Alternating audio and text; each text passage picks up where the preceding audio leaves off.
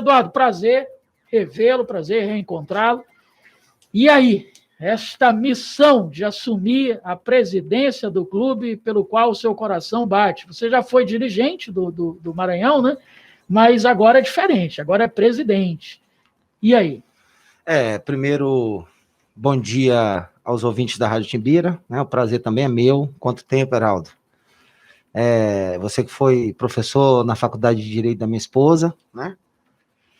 E há quanto tempo a gente não se via? Prazer todo meu de estar falando para os ouvintes da Rádio Timbira e principalmente para os torcedores atleticanos que estão nos ouvindo.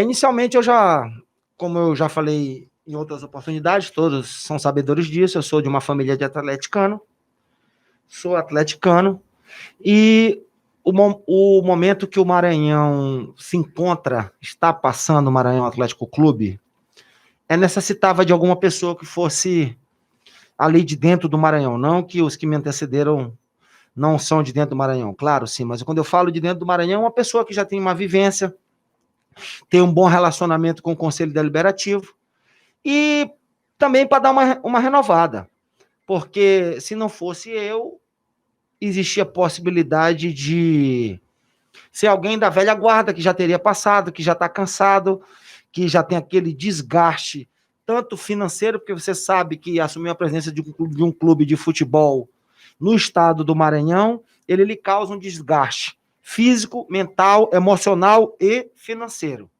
Então, eu também entendo que chegou a minha vez, como você próprio já falou, eu já fui diretor de futsal, fui diretor de futebol, inclusive no último título estadual eu que era o diretor de futebol sob a presidência do professor Antônio Macedo, e agora eu acho que chegou a vez de dar minha colaboração na presidência do Maranhão Atlético Clube. O desafio é imenso, até por conta de como eu encontrei o clube, né, de como eu estou encontrando o clube, mas é isso aí, não tem outro jeito não, senão arregaçar as mangas e começar o trabalho. Presidente, era um projeto seu, como torcedor do Maranhão, um dia ser presidente? Porque quase todos os presidentes de clube dizem isso, né? Eu era torcedor e era um sonho meu um dia presidir o meu clube. Foi isso mesmo ou as circunstâncias que acabaram te conduzindo a esse cargo? Não, Heraldo, eu como quando jovem, né, tinha sempre o sonho, eu sempre fui desportista, né, você sabe disso, a gente tinha até uma pelada no Selma, e sempre sonhei em ser advogado, né? Eu acho que eu sonhei mais em ser presidente do Maranhão do que qualquer algum outro cargo acima da advocacia. Eu já exerci alguns outros cargos relacionados ao ramo do direito, né? Mas eu nunca tive assim eu sempre sonhei em ser presidente do Maranhão Atlético Clube. Eu acho que o Maranhão Atlético Clube, ele é imenso para estar como se encontra, né? O Maranhão Atlético Clube, ele é imenso para ter só 14 títulos estaduais. Ele é imenso para ter um vice-campeonato da Liga Norte. Ele é muito mais imenso para ser uma das maiores campanhas da Copa do Brasil de um clube maranhense. Então, eu acho que isso tudo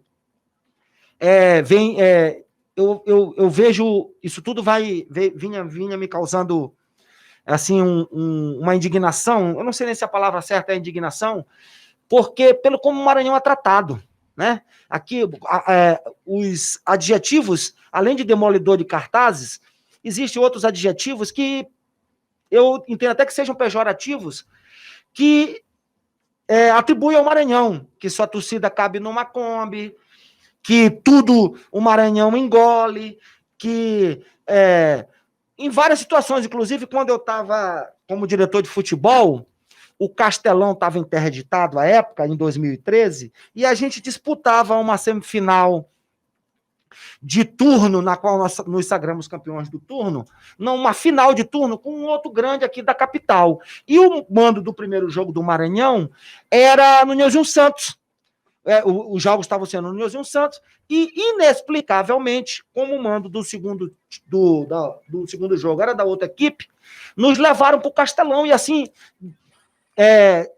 de última hora. Então, essas situações sempre foram, eu observar, tratarem o Maranhão como pequeno, isso ia me causando uma indignação. E pode ter certeza, nesse meu biênio eu vou trabalhar ao máximo, ou até acima do máximo, para que o Maranhão volte a ser respeitado, seja tratado como um clube grande que é, de uma imensidão, um clube grande patrimonialmente e um clube grande futebolisticamente. Então, pela fala do presidente Carlos Eduardo, a gente já pode apontar aqui algumas das ações do seu planejamento.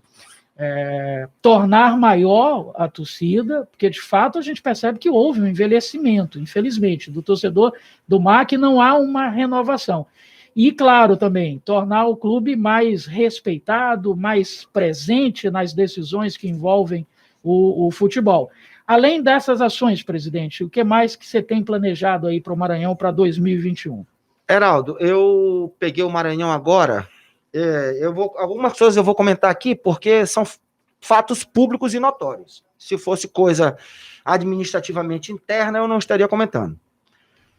É público e notório que o Maranhão recebeu no passado uma cota do governo, recebeu 2018 e 2019. Então o Maranhão já recebeu essa cota do governo. Eu peguei uma prestação de conta agora, assim que eu assumi. O Maranhão recebeu em torno de R$115 mil, né? É também público e notório que um jogador, que eu vou preservar o nome, né? Foi vendido de um clube, salvo engano, eu não sei se foi da Rússia ou da Europa, para China. E dessa, como o Maranhão era formador, o Maranhão recebeu uma quantia desse jogador, no valor de 92.721 euros. Certo? Então, isso daí em 16 de maio de 2019. No meio da pandemia, o Campeonato Maranhense parado. Então, o Maranhão Atlético Clube recebeu esse valor. Pagou 18% da pessoa que intermediou esse recebimento, foi por conta da papelada, e ficou com esse valor. Desse valor, eu recebi o Maranhão Atlético Clube na segunda divisão, certo? Com esse valor. No campeonato parado, o Maranhão, eu tendo 2 jogos a disputar, e fora da zona de rebaixamento. Eu recebi o Maranhão na segunda divisão, certo? E no dia, a minha eleição foi no dia 28 de dezembro, quando foi lá para o dia 30, numa reunião lá no Maranhão Atlético Clube, eu recebi um balancete do até então financeiro, me apresentando um débito, algo em torno de 20 mil, e dezembro a vencer, né? Tributos, impostos, folha de pagamento, ou seja, fora isso, eu percebi que o Maranhão desse dinheiro pagou 70 mil, algo em torno de 70 mil, para uma empresa de energia solar. A última parcela foi paga 28 de dezembro. Ou seja, o Maranhão fez rebaixado, precisando dar uma melhorada na estrutura física do futebol, gastou algo em torno de 70 mil reais com um projeto de luz solar, com a caixa d'água da sede quebrada, porque a base de sustentação furou e quebrou a caixa, os débitos, e a última parcela paga da dia 28 de 34.900 e pouco, quase 35 mil. Ou seja, isso que eu recebi o Maranhão. Então, nesse primeiro momento, o que é que eu já fiz? Junto com a diretoria, isso eu quero frisar, eu já deixei isso bem claro, que eu vou administrar diferentemente do que vinham fazendo as pessoas que não... Por isso que eu estava dizendo que tinha que ser uma pessoa ligada ao Maranhão Atlético Clube. Eu vou administrar em sintonia com o Conselho Deliberativo. Nós já sanamos todos esses débitos em relação a INSS, FGTS, todos estão sanados, né? Eu ainda não estou podendo movimentar, o Maranhão tem o dinheiro, mas a gente está sanando para quando eu já puder, já tiver condições, que ainda faltam alguns problemas burocráticos, para que eu possa manusear a parte financeira do clube. Cada dirigente vai ser ressarcido, porque aqui o Maranhão, eu entendo que ele se banca. Ele tem a possibilidade de ele mesmo se auto-administrar. Não é preciso, é claro que quando você entra no clube, até no Flamengo, que eu tô citando o Flamengo, porque é um dos maiores do Palmeiras, um dos maiores orçamentos do Brasil. Um dirigente, uma hora ou outra, ele tem que dar um suporte, até porque tem coisas imediatas, por conta do imediatismo que é o futebol. Então, minha primeira providência que eu estou fazendo isso é terminar de organizar administrativamente o Maranhão Atlético Clube, porque eu já vinha dando um auxílio para o Conselho Deliberativo na parte patrimonial, e eu conheço bem o patrimônio do Maranhão Atlético Clube. O Maranhão Atlético Clube ele possui 19 lojas alugadas, todas alugadas, possui umas lojas no Clube Social também alugadas, tá? Eu estou tocando nesse assunto, entrando nessa parte administrativa, porque eu também vou desmistificar um fake que existe aí. O Maranhão possui lá dentro do Clube Social um crossfit terceirizado, uma natação terceirizada, um nutricionista terceirizado, um pilates terceirizado. Então o Maranhão todo movimenta. E o Maranhão conserva as suas 4 glebas. O futebol, uma outra gleba que ia ser construído no empreendimento do condomínio Parque das Laranjeiras, que essa o Maranhão tem a posse, mas ainda falta retornar essa gleba, uma questão burocrática para voltar o nome do Maranhão. E as 2 glebas que compreendem dentro do Clube Social e o Clube Social. Então, tudo do Maranhão é do Maranhão Atlético Clube. Eu listei, pode ter certeza disso, porque eu que fiz esse levantamento.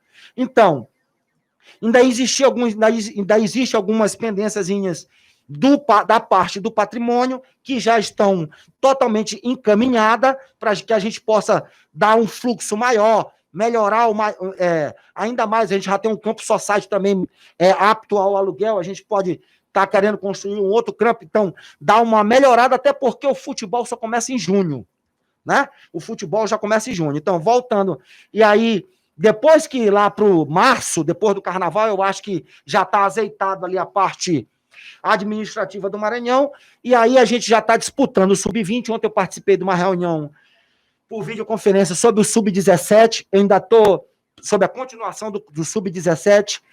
Como eu peguei o barco andando, eu ainda vou estar a par, tomar conhecimento, para ver se a gente ainda mantém os atletas do Sub-17, né? Retorna agora dia 4/2. E aí, qual é a minha ideia, futebolisticamente, para a 2ª divisão? Isso é a minha ideia. Eu ainda vou azeitar com o meu vice-presidente, o meu financeiro e o presidente e o Conselho Deliberativo. A partir de maio, contratar uma comissão técnica, né? E a peneira do Maranhão não vai ser... Tem que acabar com esse negócio de peneira, de você leva um, eu levo outro, a gente não vai para lugar nenhum. A peneira do Maranhão todos os Sub-23 que estavam no time que foi rebaixado, certo? Que não pode botar culpa nos garotos, não pode. Não pode crucificar os garotos, principalmente os mais novos que estavam naquele time. O Sub-20, que está disputando agora o campeonato, e o Sub-17. Essa é que vai ser a peneira do Maranhão, a base do Maranhão. Do Sub-17, do Sub-20 e de quem Sub-23, que eu gosto muito do Adrian, né? Que é atleta nosso, e que eu tive agora, eu fui me informar agora recentemente que ele foi emprestado para um clube da 2ª divisão e não souberam me dizer o nome, para disputar a 2ª divisão aqui. O Maranhão estava assim. E aí, eu quero fazer essa peneira do Sub-23, do Sub-20 e do Sub-17. Dessas 3 categorias do Maranhão Atlético Clube, eu pretendo tirar algo em torno de 10, 12, 15 jogadores, né? E aí sim, trazer um time do nível das tradições do Maranhão Atlético Clube, claro, com o pé no chão, sem fazer loucuras que eu não faço na minha vida, não vou fazer no Maranhão Atlético Clube, só que a gente precisa avançar um pouco mais em relação ao nível, tanto de pagamento como de nível de atleta para jogar no Maranhão Atlético Clube. Quando eu fui eleito lá, eu até comentei que acabou a farra. lá no Maranhão Atlético Clube, do atleta ir para lá. Outra coisa que se adjetiva pejorativamente o Maranhão Atlético Clube é que paga pouco. Não, o Maranhão não paga pouco. O Maranhão paga dentro das condições do futebol maranhense e paga. O atleta lá no Maranhão Atlético Clube, ele recebe. Entendeu? Ele recebe. Então, tem que acabar com aquela coisa do Maranhão ir para lá, o atleta ir para lá, ficar acomodado porque ele recebe, achando que ele recebe pouco e de chinelinho. Entendeu? Então, a gente tem que trazer 11 jogadores de nível, dando preferência ao maranhense, que eu pretendo acompanhar inicialmente com uma parte da minha comissão técnica, que eu ainda vou montar, e posteriormente com o novo treinador, vários jogos do Campeonato Maranhense. E montar uma equipe dando prioridade para o maranhense que queira trabalhar. Porque o maranhense, ele quer receber como profissional, mas ele não quer se comportar como profissional. Então, aquele maranhense que queira receber como profissional e se comportar como profissional. Entendeu? Então, a partir daí sim, montar um time do nível das tradições do Maranhão Atlético Clube e a gente sair o mais rápido possível da segunda divisão. Eu até brinco que se o Maranhão pudesse fazer 5 jogos seguidos, um atrás do outro, para sair da segunda divisão o mais rápido possível, eu até aceitaria. Então, esse que é o meu projeto nesse primeiro ano do Maranhão Atlético Clube. Maravilha. Presidente Carlos Eduardo, do Maranhão Atlético Clube, conversando conosco hoje aqui no Fome de Bola. Presidente, o julgamento do caso Imperatriz e Moto. O Maranhão pode ser beneficiado, é um terceiro interessado. Ou o senhor acha que nem vale a pena pensar nessa possibilidade? Heraldo, eu até queria não entrar nesse assunto, mas já que você tocou, eu também vou aproveitar uma oportunidade e fazer alguns comentários em relação a isso. Primeiro, eu vejo isso com tristeza. Lamentável. Por que é lamentável? A nossa segunda divisão ela já foi decidida no tapetão. Entendeu? O Timon ganhou e não foi o campeão de direito, foi o campeão de fato, mas não foi o campeão de direito, porque deixaram para o último, depois que se encerrar, a equipe que perdeu esperou encerrar a competição para entrar no tribunal para reaver os pontos. Ou seja, a segunda divisão já foi decidida no tapetão. No futebol profissional, o acesso e o descenso também está sendo discutido no tapetão. Então isso é triste. Não pega legal para o futebol maranhense. Né? Como é que um empresário ele vai querer investir no futebol maranhense, onde as duas séries, tanto a A e a B, elas estão sendo decididas no tapetão? Outra, para o Maranhão, eu não posso ser irracional, eu tenho que ser racional. Vamos supor que eu acredito que o Moto não vai cair, que eu até acho isso injusto. Numa altura dessa, derrubar um clube como o Motoclube. Eu acho que o Sampaio, o Motoclube e o Maranhão, eles deviam ser blindados no futebol maranhense. O Maranhão foi o único que bateu e voltou. O Moto passou 2 anos na segunda divisão para voltar em uma época. O Ferroviário do Ceará passou, salvo engano, 4 ou 5 anos. E a Tuna voltou esse ano. Ou seja, o Cruzeiro já ficou na B. Não vai voltar para A. Então eu achava que aqui nosso futebol é tão fraquinho que devia blindar os grandes clubes. Certo. Então eu acho que o Moto, além de achar injusto, eu creio que o Moto não vai cair. Né? Até porque eu vou ser advogado, eu também sou, mas a primeira instância já entendeu que estava prescrito, prescreveu lá, passou da época, e tudo bem. Agora, vamos supor, e se o Moto caísse? E se o Moto caísse, seria ruim também para o Maranhão. Por quê? Heraldo, futebol, você só atrai a torcida se você ganhar.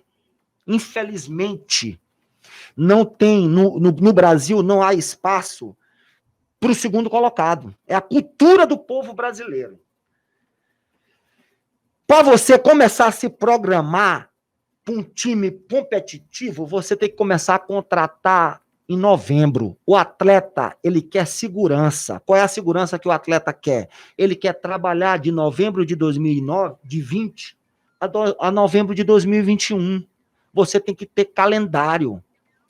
O jogador, o atleta, ele joga no interior de Sergipe, joga no interior do Ceará, joga no interior de Maceió, ele joga no interior da Paraíba, mas ele não vem aqui, porque ali é tudo pertinho. Ele não vem aqui, o Maranhão já fica numa situação indelicada quando ele só tem o estadual para disputar. É complicado você contratar um jogador por 4 meses. O Maranhão caiu com 2 jogadores que vieram aqui, jogaram 2 partidas e voltaram para o Altos para jogar, subiram com o Altos. Isso é um cúmulo do absurdo. Você acha que esses 2 atletas que vieram fazer 2 partidas aqui com o Maranhão, eles estavam focados em ganhar o Campeonato Maranhense? Eles estariam focados em tá querendo tirar o Maranhão daquela situação? Não estariam. Não estariam. Vieram só aqui, tipo, bater 2 peladas e sair fora. Então, para mim montar o time, como é que eu vou montar o time do Maranhão agora?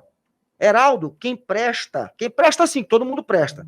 Jogador de nível, para você que venha somar, já terminou 2020 empregado. A Série A ainda não acabou, a Série B ainda não acabou, a Série D ainda não acabou, a Série C ainda não acabou. Quem é de nível e não está nesse ciclo, já está empregado desde novembro. Aí, como é que eu vou começar a montar meu time? Depois da primeira quinzena do ano, eu vou contratar quem? Vai jogar eu, Carlos Mendes, França Dias, Tanús, quem mais? Aí eu escutei um comentário de que alguém teria dito, não, mas o Maranhão tem que aceitar disputar, nem que seja com o Sub-17, para cair de novo, hein? Ou para ficar brigando para não cair. Aí como é que eu vou atrair a torcida? Eu só vou atrair a torcida no dia em que eu ganhar de uma semifinal do Moto, ganhar de uma final do Sampaio, ganhar do Imperatriz, ganhar uma vaga de uma Copa do Nordeste, ganhar uma vaga da Copa do Brasil. Aí que eu vou atrair a torcida. Se eu continuar disputando com um time mediano, que não seja competitivo, Sub-17, eu vou estar cada vez mais diminuindo o Maranhão. Dilapidar o patrimônio do Maranhão não é eu vender algum imóvel do Maranhão. Dilapidar o patrimônio do Maranhão é também eu fazer times com campanhas fracas que não vão para lugar nenhum. Vai ficando na mesmice. Então, para o Maranhão, não é interessante disputar a Série A agora. Não que eu não queira. Eu quero. Eu não tenho como. Primeiro, eu peguei um clube com cofre zerado, que eu já expliquei aqui, que entrou essas receitas no final do ano, e além de eu pegar um clube com cofre zerado, como que eu vou conseguir montar um time semana que vem? O Moto, que estava jogando a Série D, e que está disputando a Copa do Nordeste. Teve uma mudança, jogou o primeiro jogo contra o CSA, sem não sei quantos no bid, imagine eu ter que montar um time agora. Eu vou ter que jogar. Não tem mercado. Não tenho mercado, eu não tenho mão de obra, entendeu? Então eu nem penso nisso, entendeu? Eu estou focado nesse primeiro momento em estar sanando algumas coisas administrativamente do Maranhão Atlético Clube, tocar o Campeonato Sub-20, vou ver aí se eu encontro parceiros para o Sub-17, e aí sim, a partir do segundo semestre, visar no futebol profissional, focar mesmo para a gente sair dessa segunda divisão o mais rápido possível. Presidente, só para finalizar aqui, agradecendo a sua presença, a Gabriela Mesquita, nossa ouvinte, está dizendo boa tarde, que Deus abençoe o novo presidente do Maranhão Atlético Clube e tenho certeza que fará o melhor. O Antônio Sérgio Ribeiro, boa tarde, o envelhecimento não é da torcida do MAC, é da torcida maranhense. Maria do Carmo Oliveira, Heraldo pergunta para ele sobre a base do Maranhão e profissional.